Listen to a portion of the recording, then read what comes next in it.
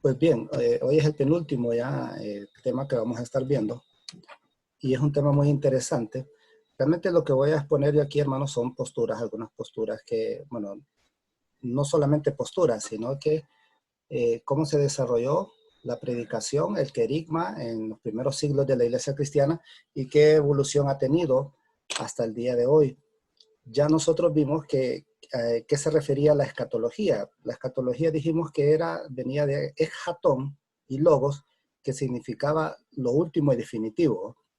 Hoy en día nosotros relacionamos a la escatología con los acontecimientos del tiempo final, del fin del mundo y todo eso, pero lo que hay que hacer es determinar qué entendían los que escribían de esta forma, ya sea con género apocalíptico o con pensamiento escatológico, ¿verdad? Se dice que Jesucristo tuvo una predicación escatológica, claro, porque él hablaba de los últimos tiempos, y eso se refiere a la escatología, ¿verdad? Los últimos tiempos. Y Jesucristo, bueno, inicia en el Evangelio de Marcos diciendo, el tiempo se ha cumplido y el reino de Dios se ha acercado. Dice, arrepentíos y creed en el Evangelio. Entonces, ese es un escrito escatológico, pero vamos a ver ahora cómo es que se fue desarrollando este pensamiento o esta teología, se podría decir también. Entonces, en primer lugar, vamos a hablar del origen del concepto o del género apocalíptico y el concepto escatológico también. Entonces, la religión judía, realmente la religión judía comienza en el periodo intertestamentario. Ya habíamos explicado qué era el periodo intertestamentario. El periodo intertestamentario se refiere a los 400 años antes de Cristo, del año 300 antes de Cristo a los 100 años después de Cristo, que abarca 400 años. En las Biblias, en muchas Biblias, yo recuerdo que aparecían ahí que en medio de los dos testamentos aparecía 400 años de silencio, que no había pasado absolutamente nada en esos 400 años, pero realmente en esos 400 años fue donde se escribió la mayor parte del Antiguo Testamento y donde se originó la religión judía. Antes del periodo intertestamentario no existía la religión judía, sino que empezó a surgir o a tener su comienzo cuando ellos estaban cautivos en Babilonia. Antes de eso no existía la religión judía, sino lo que existía era la nación de Israel, el pueblo de Israel, que son cosas muy diferentes. El día de hoy también israelí son conceptos diferentes a israelita con judíos. Son conceptos totalmente diferentes y el problema es que nosotros los cristianos a veces los juntamos todos y pensamos que son lo mismo y no son lo mismo, ¿no? Son cosas diferentes. Entonces, cuando los judíos son llevados cautivos, recuerden que el reino del norte había sido conquistado en el año 721 a.C. por los asirios. Seguidamente, en el año 586, el reino del sur, conocido como el reino de Judá, es conquistado por Nabucodonosor. La ciudad de Jerusalén quedó totalmente destruida y fueron llevados algunos, porque la mayoría fueron muertos, fueron asesinados, pero se llevaron un remanente del pueblo de Israel que había quedado ahí, se los llevaron cautivos a Babilonia. Cuando este remanente que estaba en Babilonia se empezaban a culturizar con respecto a Babilonia, empezaban a tomar la cultura de Babilonia, todo, y empezaban ellos ya a perder su cultura, su identidad. Entonces ahí es cuando ellos deciden retomar nuevamente su cultura, su identidad, y empiezan a escribir. Entonces ahí surgen las que son las Toledot. Las Toledot son las genealogías que nosotros vemos en el Génesis. Entonces se empieza a escribir el Génesis en ese tiempo ahí y empieza a desarrollarse hasta ese tiempo, hermano, se empieza a desarrollar y se empieza a escribir el género apocalíptico. Antes de ese tiempo no existía este género apocalíptico, no hay vestigios de eso, sino que se desarrolla en el periodo intertestamentario y se desarrolló por una razón. También los pensamientos escatológicos se empezaron a desarrollar en ese tiempo. Entonces, ¿qué es lo que hicieron los judíos para desarrollar el pensamiento apocalíptico y el pensamiento escatológico? Ellos empiezan a ver que Dios les había dado varias promesas, y si alguien me puede tener Josué 23:14 ahí, por favor. ellos empiezan a ver que Dios les dio varias promesas al pueblo de Israel, pero estamos hablando ya del pueblo de Israel, hermanos, como las 12 tribus que están representadas en la nación de Israel. Entonces, Dios le da la promesa a Abraham. Entonces, la promesa que Dios le da a Abraham es de que en él van a ser benditas todas las naciones, ¿verdad? El problema ahí es que Dios le está diciendo a Abraham que por medio de él se va a dar a conocer a todas las naciones. Él va a llegar a todas las naciones por medio de Abraham.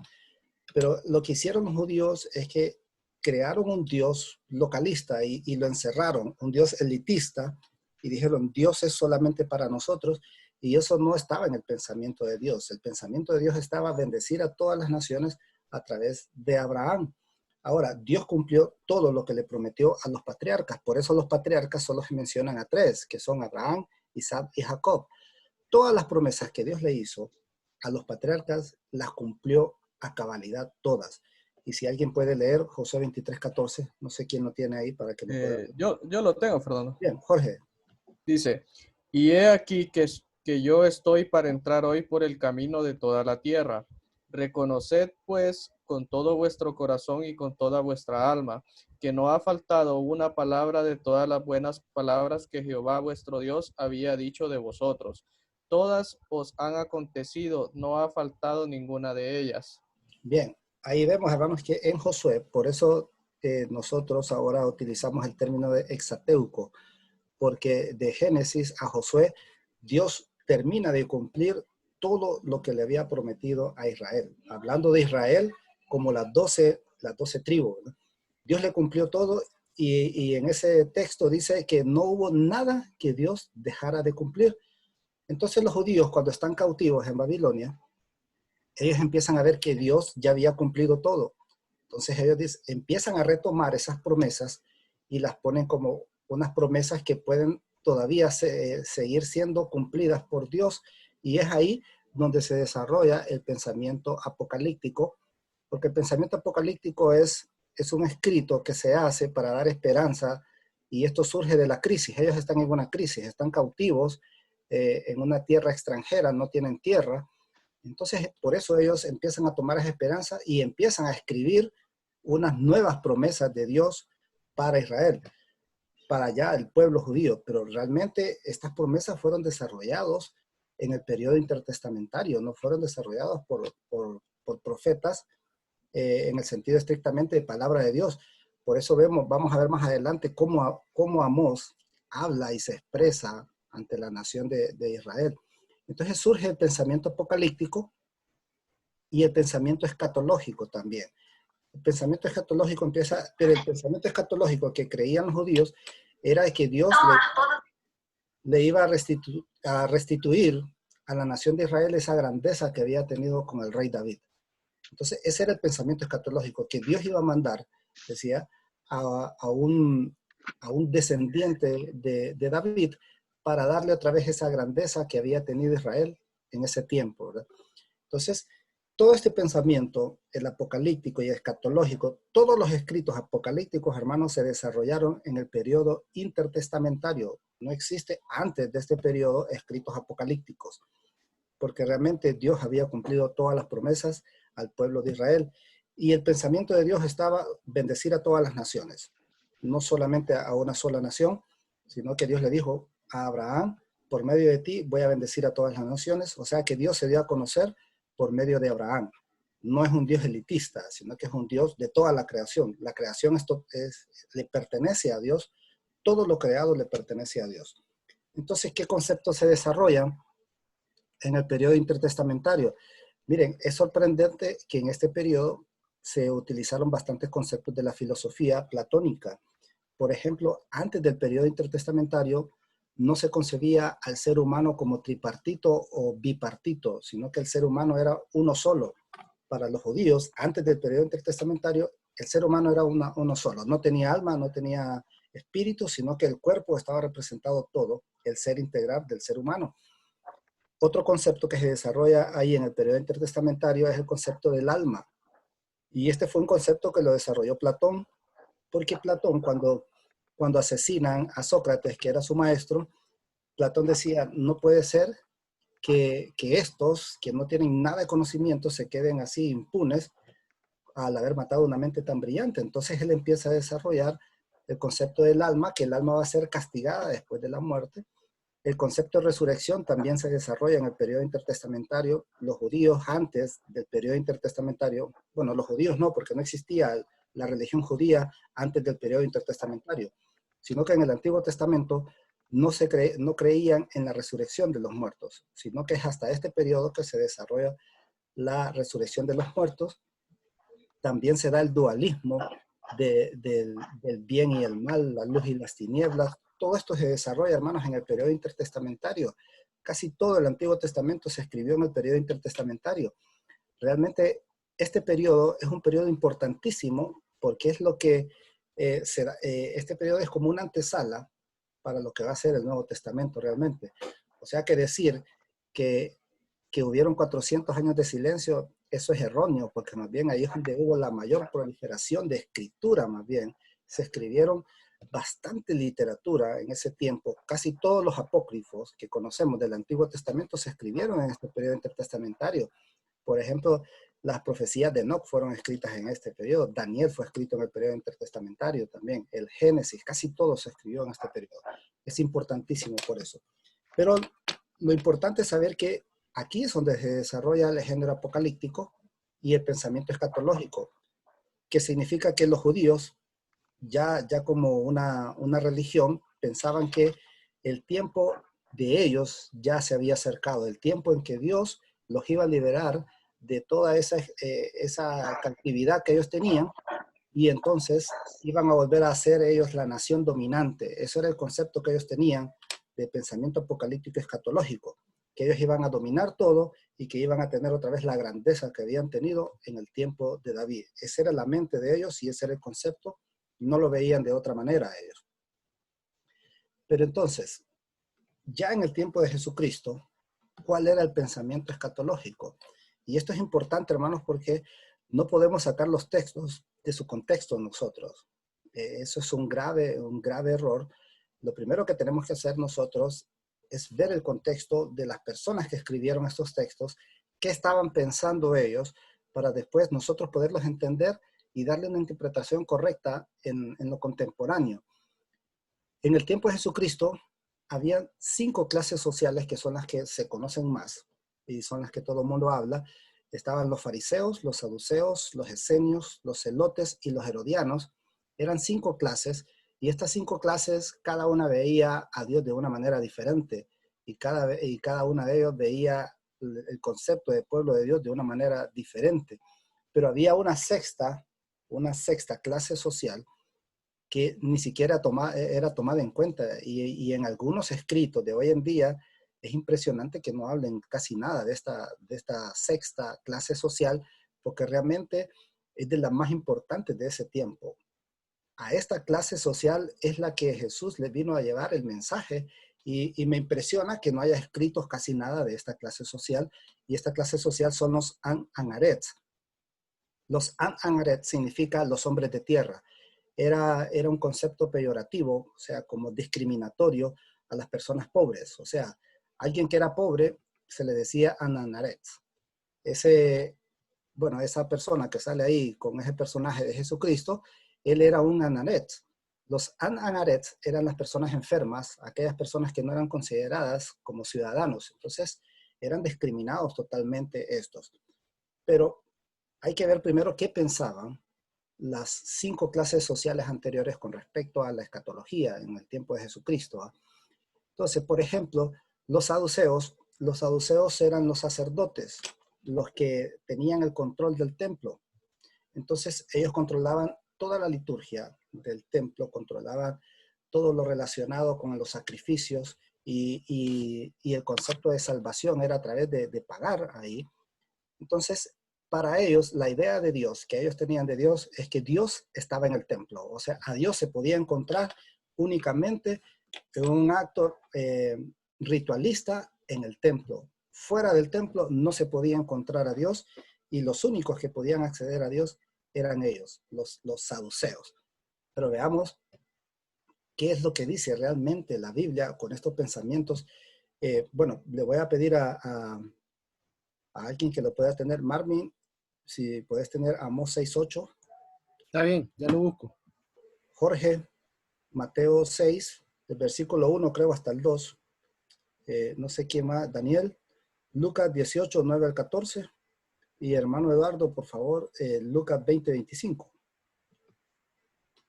Mire, esto es importante, hermanos, porque es determinante conocer cuál era la idea que estas clases sociales tenían sobre Dios, porque es importantísimo determinarlo, porque Jesús viene, y no es que viene a contradecir la ley, y es correcto cuando Jesucristo dijo, yo no vengo a romper la ley, sino que a cumplirla.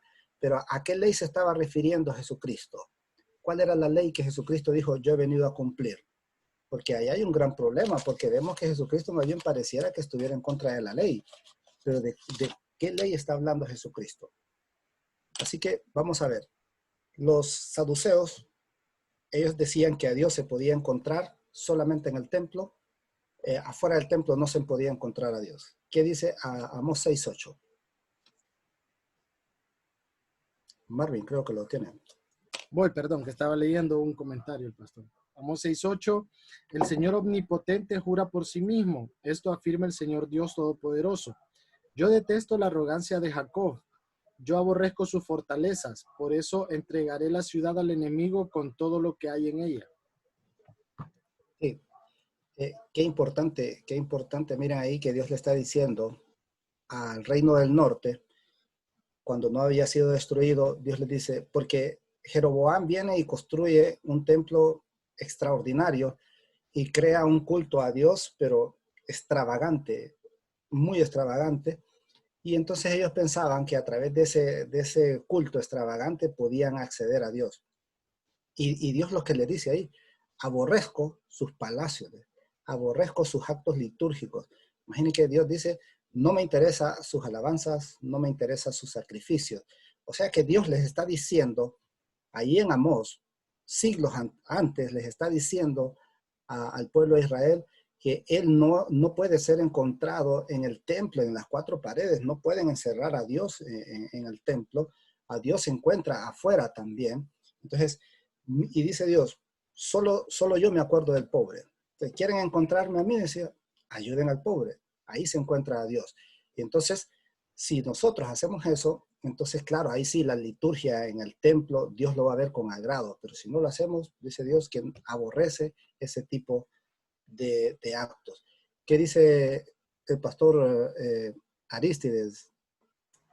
Marvin. Dice, algunos de nosotros en la actualidad tomamos la promesa de Dios a Israel y decimos, ponga allí su nombre, dando a entender que las promesas de Israel son de cumplimiento literal en el presente de la iglesia, llegando al punto de reclamar a Dios el cumplimiento de esas promesas que según Josué 23:14 ya fueron cumplidas en la nación de Israel.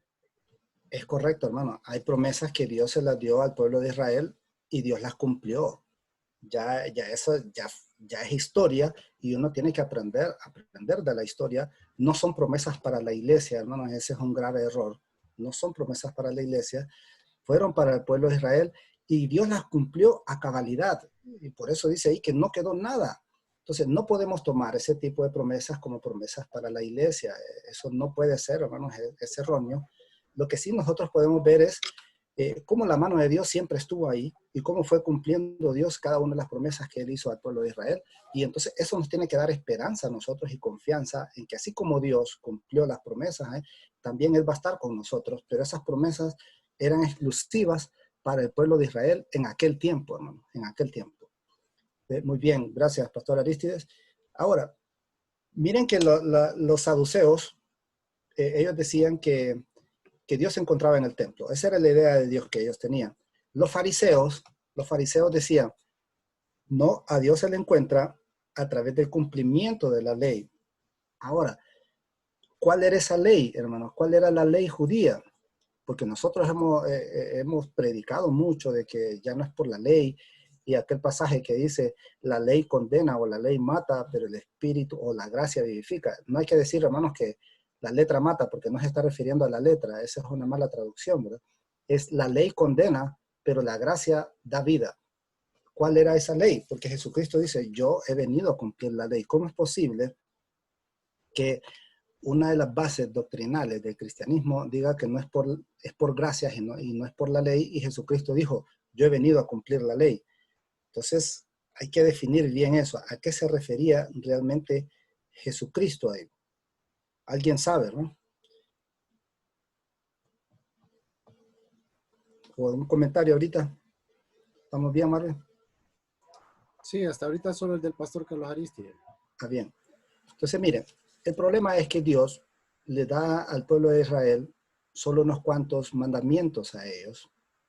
Fueron pocos mandamientos los que Dios le dio al pueblo de Israel, y ellos vinieron y a través de toda la historia le fueron agregando más mandamientos y más cumplimientos a la ley, a tal grado que llegaron a sumar 613 leyes que tenían que cumplir ellos. Imagínense, hermano, andar 613 leyes en la cabeza uno que debe cumplir, cuando Dios les había mandado solo una. Y Jesucristo la redujo, esa ley, la ley que Dios les había dado. ¿Cuál era esa única ley que Dios les había dado? Y Jesucristo dijo, si cumplen esto, cumplen todo. Ya les dice. ¿Cuál era? Era sencilla, hermanos, la que dice, amar a tu Dios con todas tus fuerzas y con toda tu mente, y a tu prójimo como a ti mismo. Y Jesucristo, si hacen esto, cumplen toda la ley. Miren qué sencillo era. O sea, amar a Dios sobre todas las cosas y amar al prójimo como a mí mismo. Pero ¿qué hacía Israel? En Amós vemos que no amaban al prójimo como a ellos mismos. Hacían fiestas y los pobres cada vez se estaban muriendo de hambre. Entonces, por eso Dios le dice, los aborrezco a ustedes, porque no están cumpliendo la única ley. Y en Santiago creo que es que dice que esta es la única ley verdadera. No existe otra ley. Por eso Jesucristo dijo, yo no he venido a romper la ley, pero la ley de Dios es que no vino a romper él. Porque las 613 leyes que habían ahí eran leyes humanas, no eran leyes de Dios. Por eso Jesucristo cumplió la ley de Dios, ¿no? Entonces, en Mateo 6, leamos los dos primeros versículos, por favor, Jorge.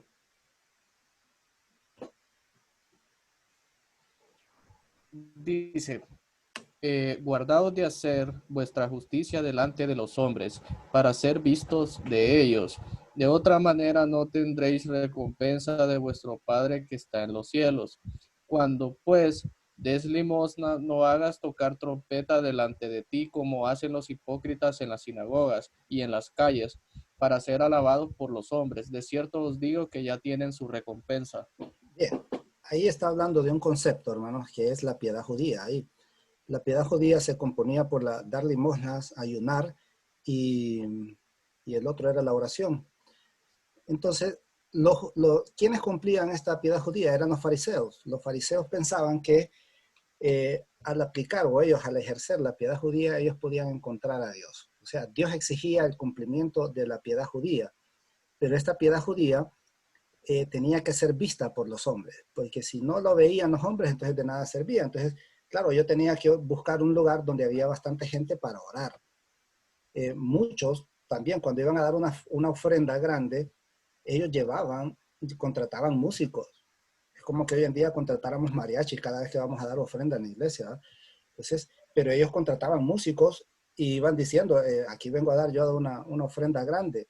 Y cuando ayunaban también, ellos andaban ahí con la cara jalada y todos pálidos diciendo que estaban en ayuno. Entonces la gente decía, si miraban a Jorge haciendo eso, decía, ah, Jorge es un judío piadoso, porque se le nota la cara demacrada porque anda ayunando. Y mírenlo cómo ora. Pero Jesucristo viene y dice, no, esto no sirve. O sea, esto no conmueve a Dios. La intención del corazón es lo que le importa a Dios. Por eso Jesucristo dice, de cierto les digo que esta viuda dio más que todos ustedes.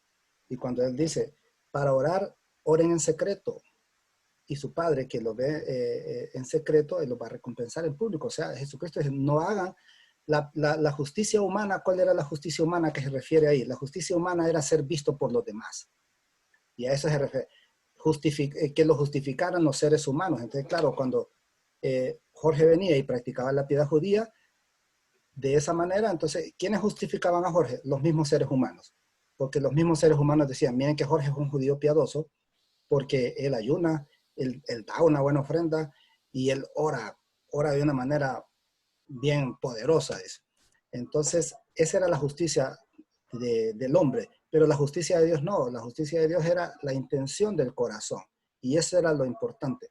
¿Quiénes practicaban esto? Los fariseos. Los fariseos veían a Dios de esa manera, que tenían que cumplir la piedad judía. Imagínense, los saduceos pensaban que Dios estaba en el templo, los fariseos decían que Dios se encontraba practicando la piedad judía. ¿Tenías algún comentario, Marvin? Sí, dos cosas con lo que acabas de hablar. La primera es que en cuanto a las leyes, es interesante que Jesús siempre simplificaba las cosas para no complicársela a las personas. Y el ser humano siempre más bien nos complicamos y le añadimos más. Y si lo traemos al contexto actual, yo creo que actualmente ya pasó un poco, pero en los 90 yo me acuerdo que era pecado ir al cine, era pecado ir al estadio, era pecado todo lo que tenía que ver con cuestiones afectivas que nos enseñaron en los años anteriores, era pecado. Entonces era bien triste porque yo de adolescente me cuestioné si realmente esto era de Dios, ¿verdad? Y al final me di cuenta que no, que eran reglas impuestas por hombres. Entonces Sí. es interesante cómo Dios más bien simplifica y el ser humano lo complica. Y el segundo comentario respecto a esto de la piedad. Yo pienso que a veces nosotros confundimos, y a vos te hemos preguntado también, Fernando, el hecho de, por ejemplo, si alguien comparte en Facebook de que va a predicar a tal lugar y todo esto, pero yo creo que es peor que venga alguien y diga, como vos bien lo mencionás, yo ando ayunando, yo hago ayuno y oración, yo diezmo tanto en la iglesia. O sea, porque lo que uno hace en ese sentido tiene que ser para Dios, ¿no? A las demás personas, pues en este sentido no tiene por qué importarle a menos que sea un tema de cuestión ministerial que se está evaluando. Sí, Pero correcto. si andamos presumiendo en ese sentido, es bien complejo. Es como, por poner un ejemplo, no sé si están de acuerdo, pero es como ir a un cumpleaños. Uno sabe que va a ir a un cumpleaños y no aceptar la comida porque dice que anda ayunando. Entonces eso, en vez de ser algo edificante, más bien es presunción porque vos sabías que tenías que ir al cumpleaños, pues. Entonces es como, uy, Sí, qué ungido que anda ayunando. En ese sentido, tener ese cuidado, porque yo sí comparto, yo cuando hago estas cosas, digamos, ¿verdad? Trato de no compartirlas con nadie, porque Dios es el que sabe al final el corazón de cada quien. sí, correcto. Entonces, esto era la forma de cómo estas clases sociales, los saduceos y los fariseos, que eran los más influyentes en el tiempo de Jesús, veían a Dios, ¿verdad? Pero habían otros grupos también ahí, estaban los esenios. ¿Y quiénes eran los esenios? Bueno, los esenios eran los que decían que ellos no se iban a contaminar con nadie. Miren, por eso a veces yo no entiendo personas que hoy en día en las iglesias, hermanos, quieren practicar el judaísmo. O sea, es algo que no tiene sentido, no tiene base bíblica en el sentido del Nuevo Testamento, porque el judaísmo, también las comidas son importantísimas para ellos. El judaísmo, por ejemplo, los judíos no van a comer en cualquier lugar, porque en la ley de ellos, y es una ley, tienen que tener cuidado con quienes comen y qué es lo que comen también. Esa es una ley. De las 613 leyes está la ley de tener cuidado con las comidas. Ellos dicen, tenemos un gran muro, el cual nos impide comer con cualquier persona. Ellos no se sientan a la mesa a comer con cualquier persona. Eso es prohibido para ellos, los que practican el judaísmo. Entonces, por eso a veces no entiendo que en las iglesias se quieren adoptar prácticas judías cuando Jesucristo en ningún momento dijo que practicáramos el judaísmo. Más bien la predicación de Jesucristo es totalmente diferente, ¿verdad? Jesucristo les exigía el acercamiento a las personas, pero el judaísmo es aislamiento más bien. Y esto es lo que practicaban los esenios. Los esenios decían, no, nosotros no nos contaminamos, no tenemos relación con gentiles, no tenemos relación con pecadores, no comemos con cualquier persona, comemos solo con nosotros, con las personas que están santas, decían ellos. Entonces ellos hacían una exclusión y decían, solo las personas santas pueden comer con nosotros. Si se sentaba una persona que ellos consideraban que no era santa a la mesa con ellos, la mesa quedaba contaminada y ellos tenían que purificar ese lugar. Entonces, por eso los esenios se apartaban totalmente y así era como ellos veían a Dios. Dios para ellos era apartarse del mundo, apartarse de todas las personas y no contaminarse con nadie. ¿Y qué dice Lucas 18, 9 al 14? Dice, a unos que confiaban en sí mismos como justos y menospreciaban a los otros, dijo también esa parábola, o sea, palabras de Jesús. Dos hombres subieron al templo a orar. Uno era fariseo y el otro publicano. El fariseo, puesto en pie, oraba consigo mismo de esta manera: Dios, te doy gracias porque no soy como los otros hombres, ladrones, injustos, adúlteros, ni aun como este publicano. Ayuno 2 veces a la semana, doy diezmos de todo lo que gano. Mas el publicano, estando lejos, no quería ni aun alzar los ojos al cielo, sino que se golpeaba el pecho diciendo: Dios, sé propicio a mí, pecador. Os digo que éste descendió a su casa justificado antes que el otro, porque cualquiera que se enaltece será humillado, y el que se humilla será enaltecido. Es correcto. Mire, me impresiona a veces, hermano, que en iglesias el concepto de santidad lo han tergiversado totalmente y, y lo llevan a un grado más bien casi de opresión y discriminación. He escuchado personas que dicen, es que fulanito tal de seguro anda en pecado, no anda en santidad. Y realmente esa historia es extraordinaria porque lo que está diciendo Jesucristo ahí, que la santidad, hermanos, no es decir yo hago esto, yo hago lo otro, yo no me contamino. Esa no es la santidad. La santidad es tener un corazón sincero ante Dios, sabiendo que somos débiles, somos pecadores. Por eso le dice Jesucristo, miren, realmente les digo, este publicano descendió con sus pecados perdonados, pero el otro no. O sea, aquel que se creía santo no fue perdonado, imagínense, pero el otro que era pecador sí fue perdonado. Entonces, hay un problema, hermano, y yo se lo digo sinceramente, hay varias iglesias hoy en día que realmente cometen la herejía de montanismo y el ascetismo, que fueron herejías condenadas por la iglesia en los primeros siglos. El montanismo es que este montano les imponía una santidad extrema a las personas. Les decía, usted no tiene que contaminar, era igualito que los esenios, ¿no? No tiene que contaminarse con él, no hable con personas impías, no se relacione, no le dé la mano a personas, no vea esto, no haga lo otro. Y un montón de cosas que le imponía. Cuando la predicación de Jesucristo vemos que Él iba más bien a las personas y Dios, el mensaje de Dios en el Antiguo Testamento es ayudar a las personas, es ayudar a los oprimidos, ayudar a los necesitados. Por eso Dios permitió que Israel fuera destruida en el año 721, porque Dios les dijo, solo Jehová se acuerda del pobre, ustedes no se acuerdan del pobre. Entonces, Fernando.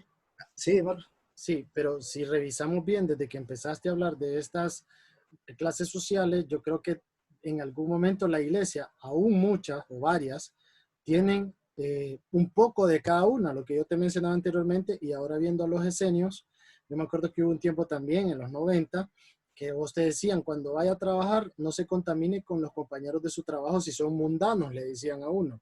O cuando usted esté en el colegio o en la universidad, sus amistades no tienen que ser mundanas, no se lleve con los mundanos.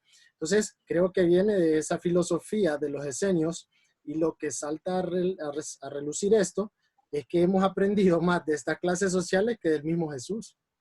Sí, correcto. Y hemos vuelto a tomar eso. Imaginen que Jesucristo viene a contrarrestar esto, porque ellos pensaban que a Dios se encontraba en esos tipos de pensamientos, y Jesús viene y les trae el querigma de Dios o el mensaje de Dios, y realmente la iglesia viene y lo vuelve a cambiar, ¿verdad? Entonces es terrible. Y también estaba, ¿sí?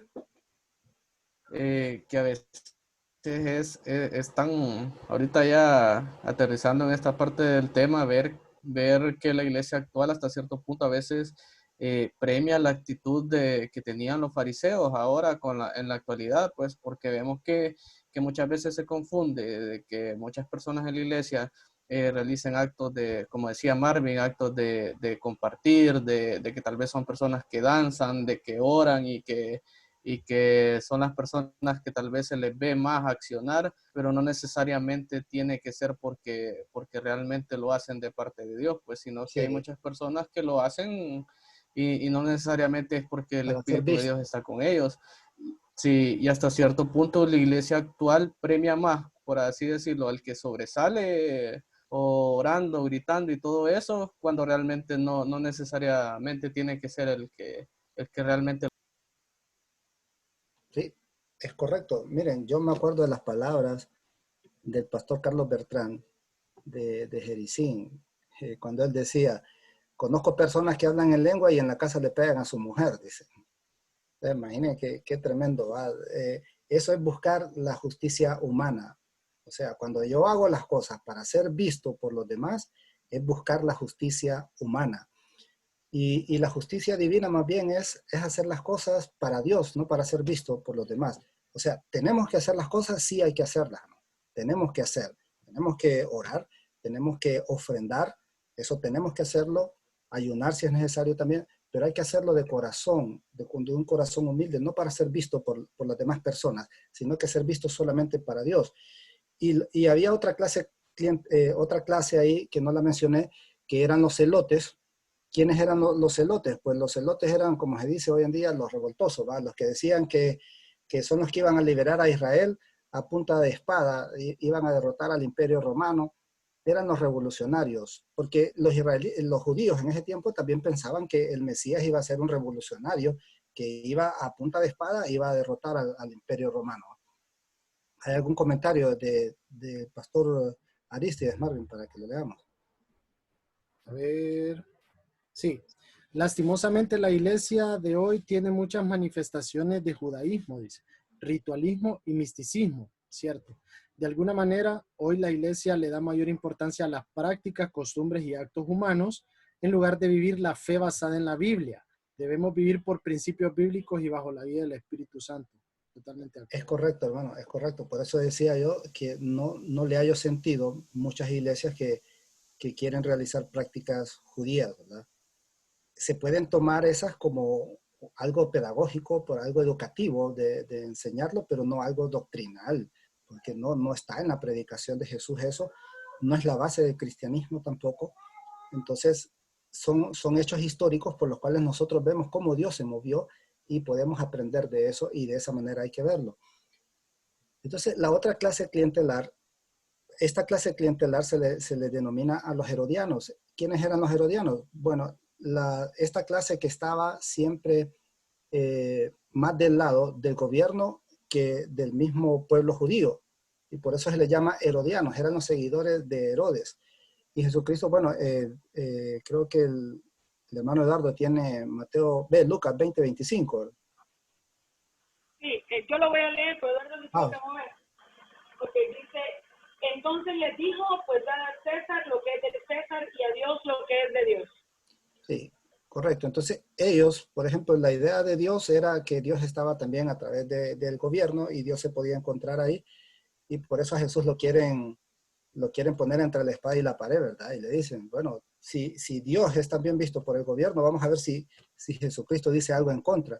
Y Jesucristo no dijo nada ni en contra ni en favor. Simplemente dijo, bueno, a cada cosa hay que darle lo que le corresponde. Y eso fue lo que dijo Jesucristo, ¿verdad? Entonces, esta era la clase clientelar. Bueno, esta era la clase solo uno me seguía a Dios de una manera totalmente diferente. Ese era el pueblo judío del pueblo, pero estaban los Anarets, esta sexta clase social, que realmente no eran considerados como animales más bien. ¿Quiénes estaban ahí? Miren, aquí estaban los pobres, las personas que no habían estudiado, que no tenían títulos, las personas enfermas, aquellas personas, claro, los pobres estaban ahí porque los pobres no podían pagar en el templo la purificación, no podían pagar estudios tampoco, entonces aquellas personas, los campesinos, por eso se les decía los Anarets, que significa literalmente los hombres de tierra. Imagínense que Jesucristo viene y viene directamente a ofrecerle el querigma no a los saduceos, no a los fariseos, ni a los esenios, que ellos se creían que tenían a Dios, sino que más bien viene a los Anarets.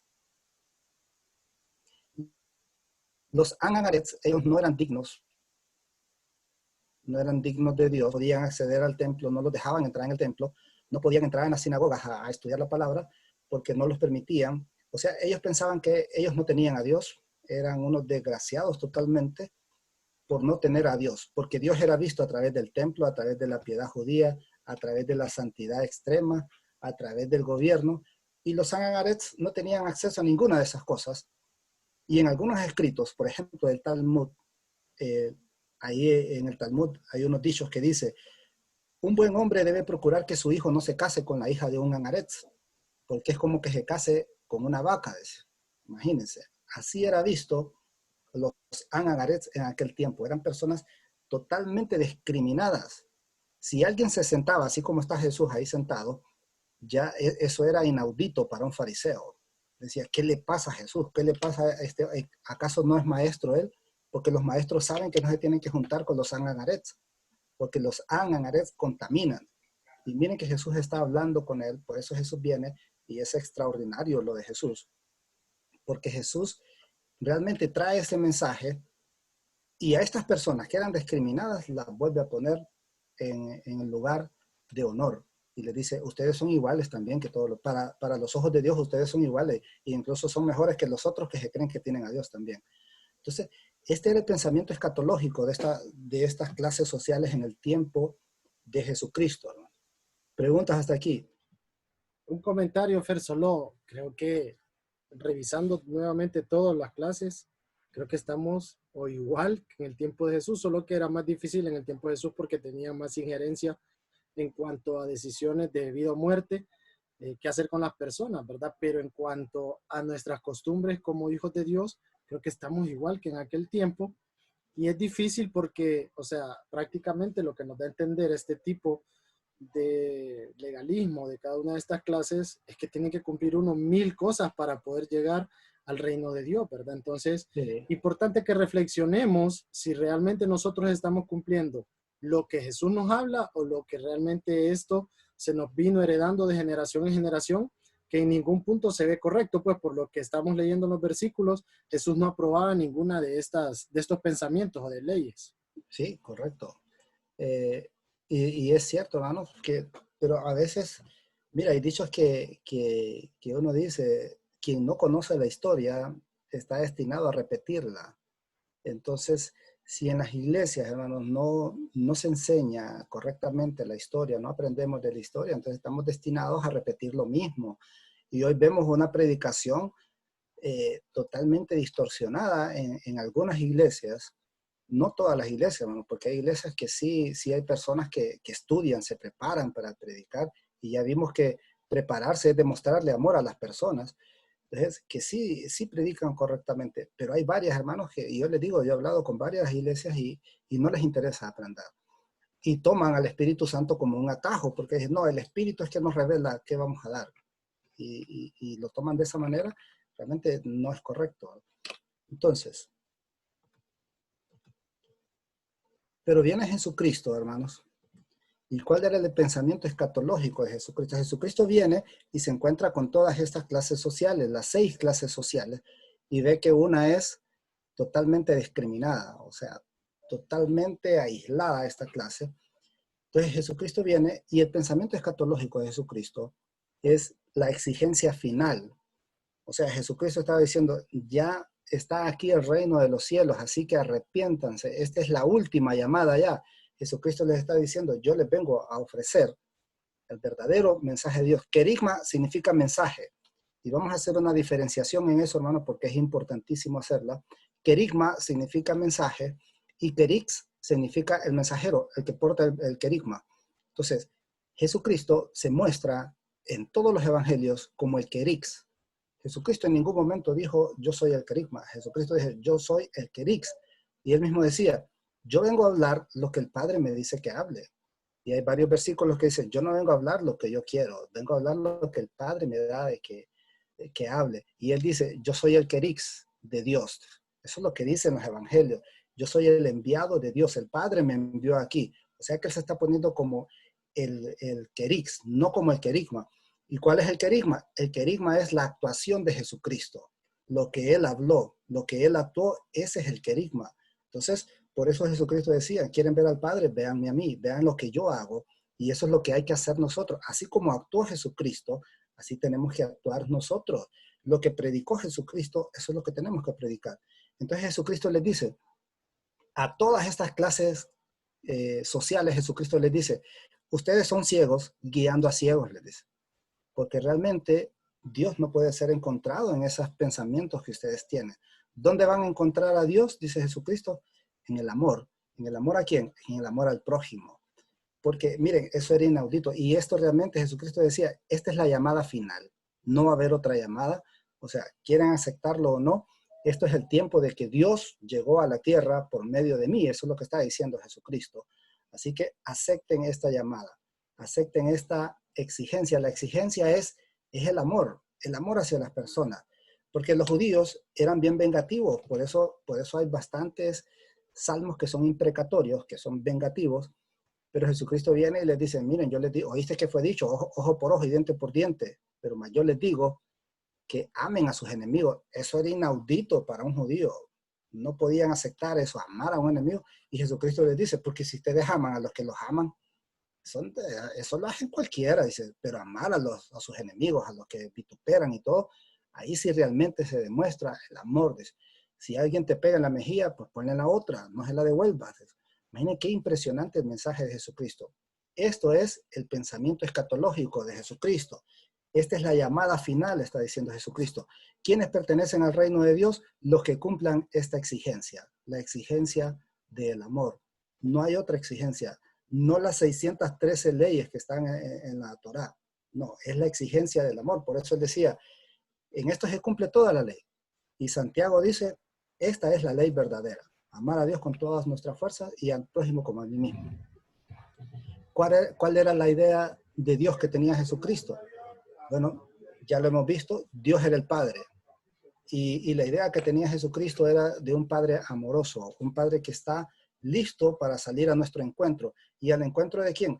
De todos los hermanos, de todas las personas, de los Ananarets. Por eso los Ananarets, ellos se asustaron cuando Jesucristo viene y les predica a ellos y les dice que ellos también pueden ser parte del reino de los cielos, porque ellos eran discriminados, ellos no podían tomar parte del reino de los cielos. Entonces Jesucristo viene y los pone, mire, otra vez a ellos en un lugar privilegiado. ¿Y qué decía Jesucristo de la vida eterna? Decía, conocer a Dios es la vida eterna. Jesucristo dijo, y esta es la vida eterna, que te conozcan a ti, el único y sabio Dios. Esa es la vida eterna. Dios no era como lo que decían los fariseos, que a través de la justicia humana podía ser encontrado a Dios, a través de un culto extravagante podía ser encontrado a Dios. No, a Dios se encontraba en la acción que yo tenía con los demás. Ahí es donde encuentro a Dios. Cuando veo al otro, me veo a mí mismo. Cuando encuentro al otro, me encuentro a mí mismo y encuentro a Dios también. ¿Algún comentario, Mel? Bueno, yo ubicados en este tiempo, en contexto del escatológico de Jesús, el pensamiento escatológico, por ejemplo, hay personas que creen que el ministerio, hablando del servicio a Dios, que eso significa, debe de ser asfixiante. O sea, que debe de ser algo que tenés que estar las 24 horas del día en el templo, o las 24 horas del día sirviendo. Pero cuando digo sirviendo es haciendo una actividad. Y si, por ejemplo, hay lugares o ministerios que se reúnen todos los fines de semana, y si vos no vas todos los fines de semana, entonces sos un rebelde, ya prácticamente te estás descarriando. Yo creo que ese tipo de cosas, como para querer demostrar, nos desvían de lo que realmente Jesús quiere. Vos encontrás personas ahora en las iglesias que no tienen ni tiempo para dedicarle a su familia.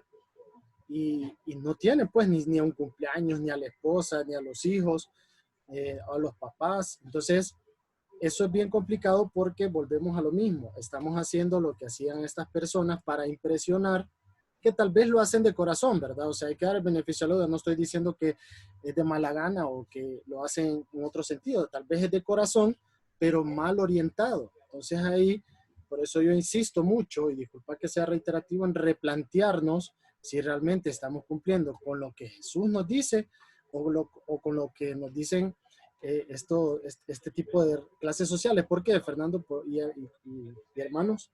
Porque una persona nueva se asfixia. Una persona nueva, cuando ve que tiene que cumplir 1000 cosas para poder servir al Señor o poder llegar a la presencia de Dios, entonces se sofoca y lo que sucede es que después no quiere nada. Pues hay personas que están todo el día haciendo cosas, se cansan incluso y después ya no quieren saber nada de la iglesia o de las actividades o del servicio a Dios porque se sofocan. Entonces tener ese cuidado de ver si realmente analizando la palabra de Dios, la Biblia, orientándonos mediante las enseñanzas de Jesús, si lo que estamos haciendo es correcto o no es correcto.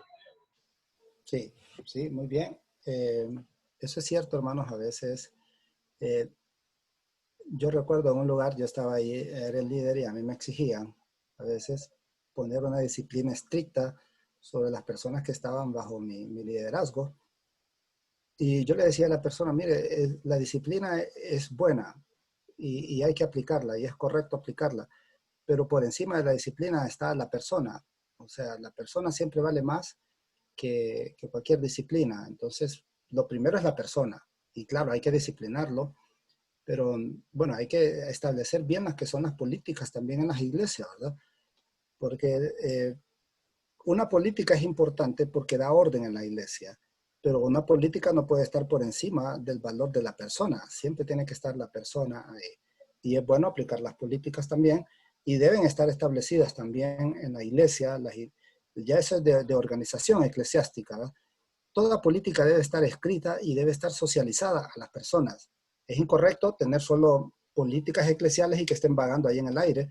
Si no las escribe uno, de nada sirve, hay que escribirlas. Igual que las doctrinas. Si una iglesia dice, hay que seguir la doctrina que profesa la iglesia, entonces quiere decir que la doctrina ya está escrita, ya está socializada a toda la congregación y todas las posturas teológicas, todas las adiáforas ya están escritas, ya están debidamente analizadas y estudiadas y socializadas. Entonces, ese es algo muy grande que una iglesia puede hacerlo realmente, entonces, pero sí debería de hacerse, ¿verdad? Sí, hay un comentario del pastor Carlos Aristides acá. Los evangelios de hoy, evangelio, entre comillas, evangelio de la fama, de la prosperidad, del éxito, del dominio, son evangelios que alejan a las personas del mensaje que Jesús trajo de parte del Padre. Sí, bueno, miren, ese evangelio del dominio que habla el pastor Aristides, yo no lo había escuchado, fíjese, y incluso hasta esta semana lo escuché, que un pastor me llamó para preguntarme de ese tema, bueno, vamos a hablar al final de ese, pero de una teología que está saliendo ahí nueva, no lo vamos a dejar para el final ahí, pero me impresiona realmente porque era algo que yo ni sabía y hasta esta semana lo pude estudiar, ¿verdad? Y está ahí. La cosa es que a veces vienen movimientos nuevos y hay que analizarlos bien, correctamente. Si son estrategias, está bien. Si son teologías, entonces hay que analizarlas. Y si son doctrinas, con mucho más cuidado deben de analizarse, ¿verdad? Miren, Jesucristo dice, arrepiéntase porque el tiempo final ya ha llegado. ¿Cuál es el tiempo final? No es el tiempo del fin del mundo, hermanos. Porque miren, ese es un problema, tomar esa palabra así que Jesucristo, arrepiéntanse porque el tiempo ya llegó, el tiempo final. ¿A qué tiempo final se está refiriendo Jesucristo? Bueno, Jesucristo se está refiriendo a que el tiempo definitivo para aceptar la exigencia de Dios es ahorita que Él está ahí, ya en la predicación de Él. O sea, les está diciendo, a estas clases sociales les está diciendo, decídanse por el Dios verdadero que yo les traigo, o decídanse a seguir su justicia humana, sus pensamientos, sus propias ideologías.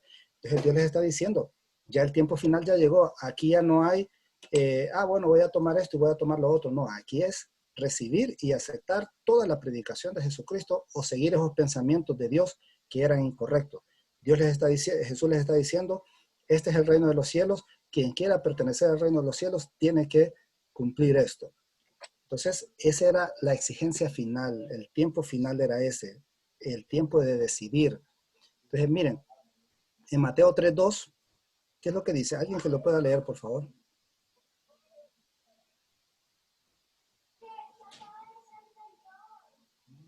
Quien lo tenga, hermanos, por favor, lo lee. Decía, arrepiéntanse porque el reino de los cielos está cerca. Sí, bien. Ahí, miren, dice arrepiéntanse. La palabra busé es una palabra alemán que fue traducida a enmendar. La palabra arrepentirse en alemán es busé y eso significa enmendar.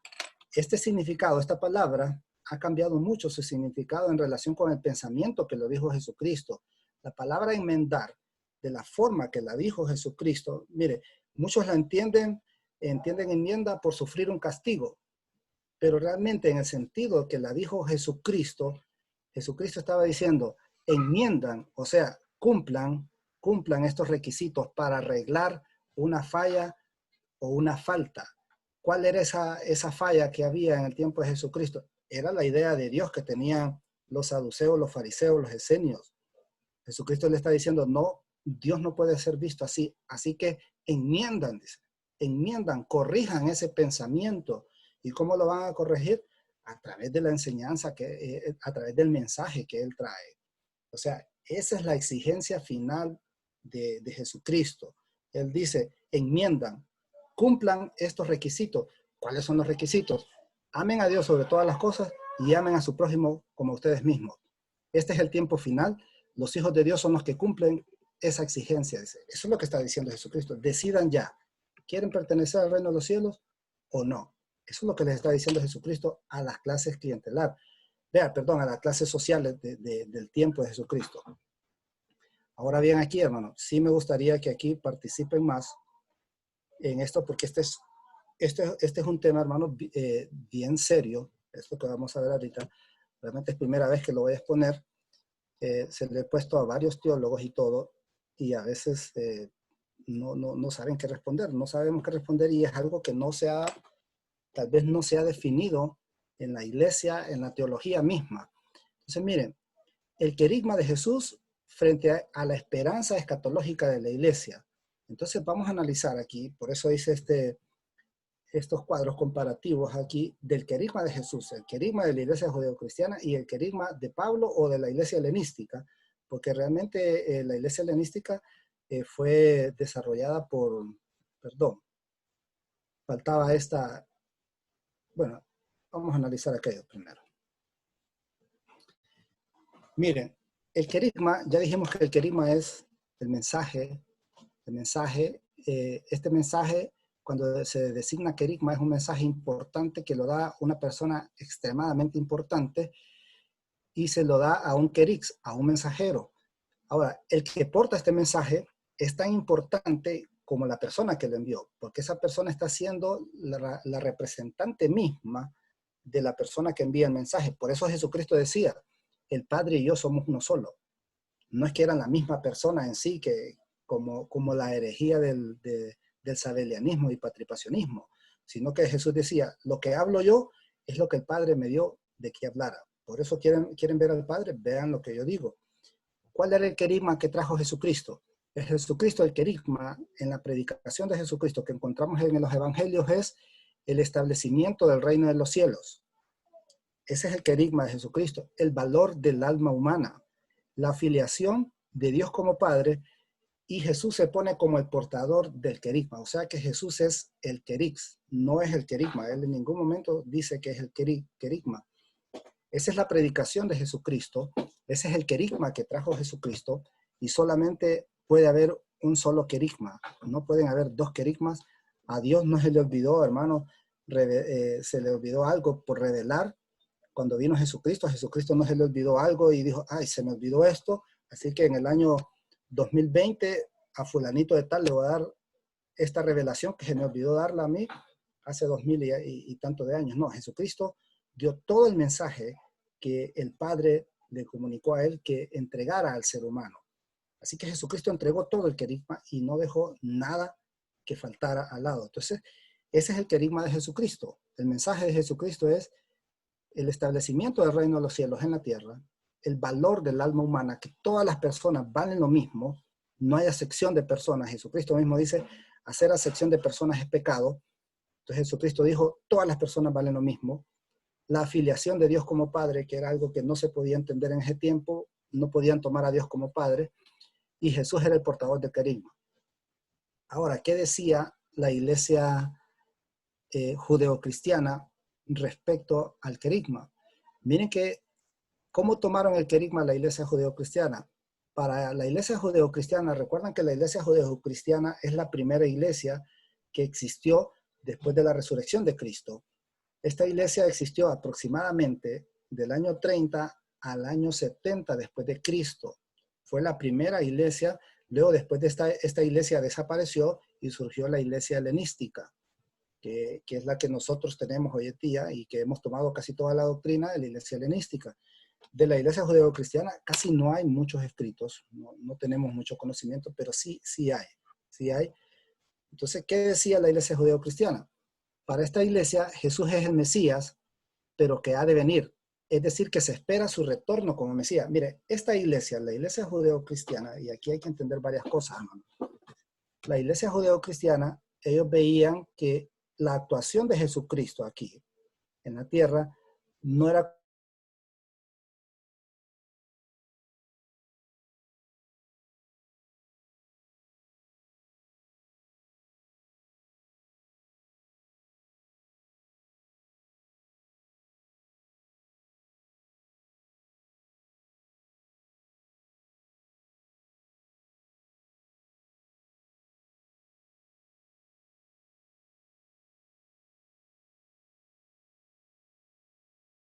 querigma. Bueno, el querigma de la iglesia helenística es la redención en la cruz. O sea que en la iglesia helenística la cruz, o sea, la muerte de Jesucristo en la cruz es el acto salvífico. No la predicación de Jesús, sino que la muerte de Jesús en la cruz. Y Jesús ya no es el querix, sino que Jesús, la misma persona de Jesús es el querigma ya. Ya Jesús no es el portador del querix, sino que él mismo es el querigma. Y el querigma también en la iglesia helenística es el Jesucristo resucitado y la transformación de la mente. Por eso leemos bastante que dice ahí, hay que renovar nuestra mente y eso es el querigma ahí. Entonces vemos una gran diferencia, hermanos, entre estas tres querigmas. Ahora, ¿cómo se podrá solucionar este problema? ¿Qué opinan ustedes, hermanos? Me gustaría escuchar. Si realmente entendimos bien esto, si lo expliqué bien, entonces me gustaría escucharlos ahorita.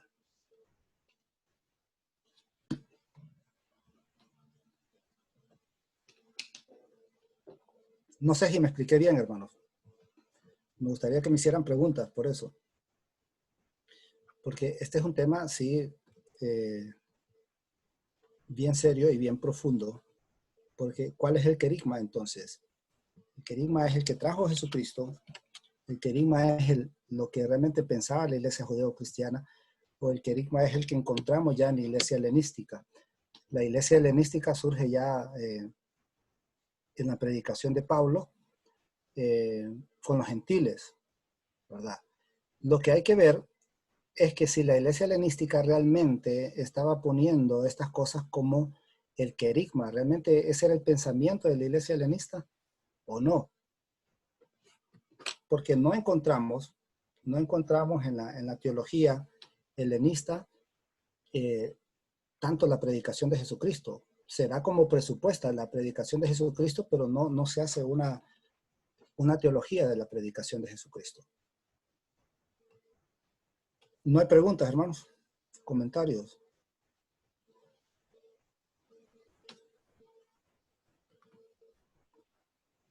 Está difícil, ¿no? Seguimos. Entonces, hay que entender el reino de los cielos, porque el querigma en Jesucristo, una de las primeras cosas es el establecimiento del reino de los cielos. Y miren que Jesús muestra el reino de los cielos en 4 actos que Él hace. Y aquí podemos encontrar, si queremos pertenecer al reino de los cielos, tenemos que ver y compararnos en estas 4 cosas que hizo Jesucristo. ¿Quiénes son los ciudadanos del reino de los cielos?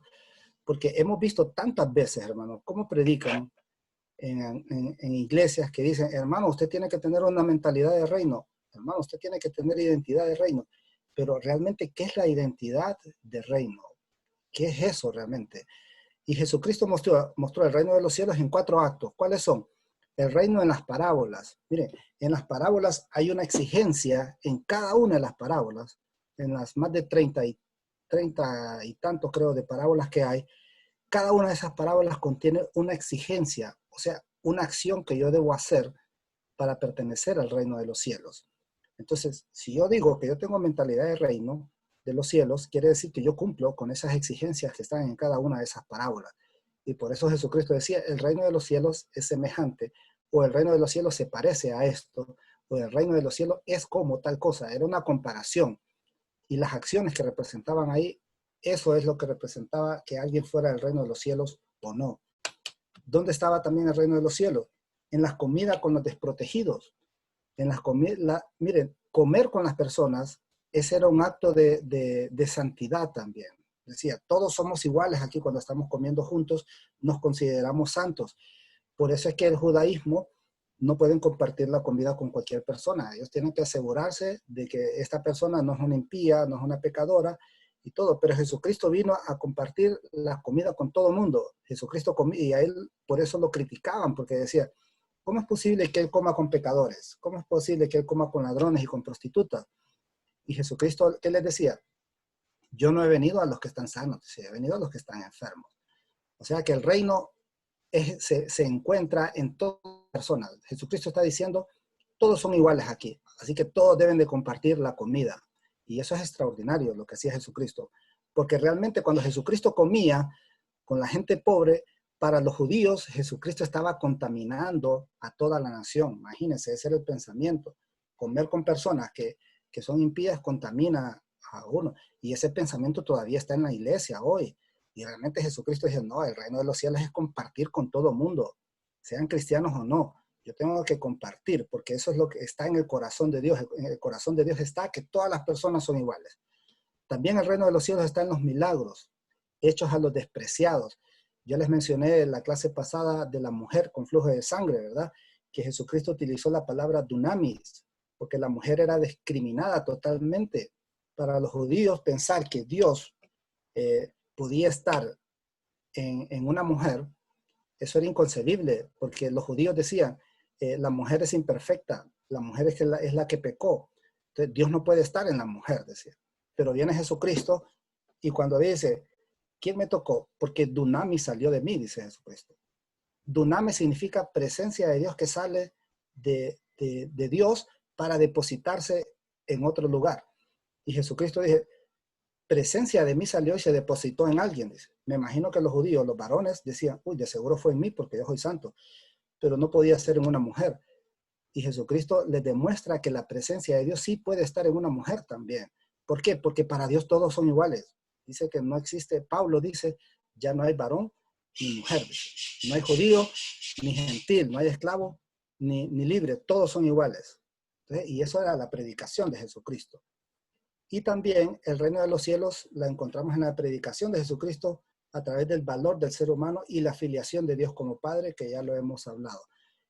Y eso era pertenecer al reino de los cielos. O sea que alguien que discrimina a una persona, por lo que sea, hermano, no puede pertenecer al reino de los cielos. Por eso la Biblia dice que hacer acepción de personas es pecado. Discriminar a alguien es pecado. O sea que nosotros cuando discriminamos a alguien solo porque decimos, no, ese a saber si anda en pecado, eso es pecado mismo, estoy cometiendo pecado yo mismo. O decir, yo creo que el hermano no anda en santidad. Eso no es pertenecer al reino de los cielos. O sea, pertenecer al reino de los cielos es saber que todas las personas valemos exactamente lo mismo para Dios. Entonces, veamos, ¿cuál era la idea escatológica de Jesús? Que es el tiempo de la enmienda. Jesús decía, este es el tiempo de que ustedes corrijan el pensamiento que tienen de Dios. ¿Cuál era el pensamiento que tenían de Dios ellos? Que Dios solamente se podía encontrar en un acto litúrgico, que Dios solo se podía encontrar a través de cumplir la justicia humana, a través de la piedad judía, que Dios solo podía encontrarse aislándome yo mismo y no contaminándome con las personas. Entonces Jesucristo está diciendo, no, la idea escatológica de Jesús es que todos debemos de compartir y hacer las cosas de corazón, que para Dios toda la creación es importante, cada ser humano es importante,